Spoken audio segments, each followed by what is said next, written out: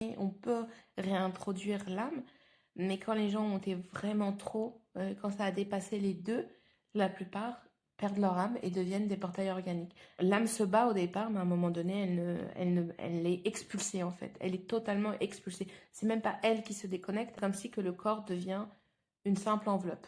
Et en fait, ces gens-là passent de être humain avec le mot être à humain.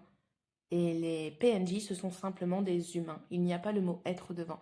Ils sont incapables d'aller à l'encontre de ce que la masse va dire.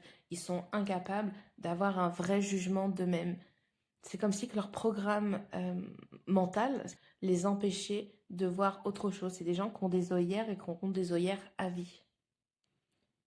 Est-ce que on peut être issu d'une famille de PNJ ou de PO? Alors, deux parents PNJ ne peuvent pas avoir d'enfants dotés d'une âme. C'est impossible. Donc, si deux PNJ se mettent ensemble, auront automatiquement des PNJ. Si une personne connectée à une âme se met avec une personne PNJ, il y a à peu près 60% de chances que l'enfant soit PNJ et 40% de chances que l'enfant soit doté d'une âme. J'espère que cette petite conversation aura pu vous éclairer vous aussi sur la différence entre les PNJ et les PO.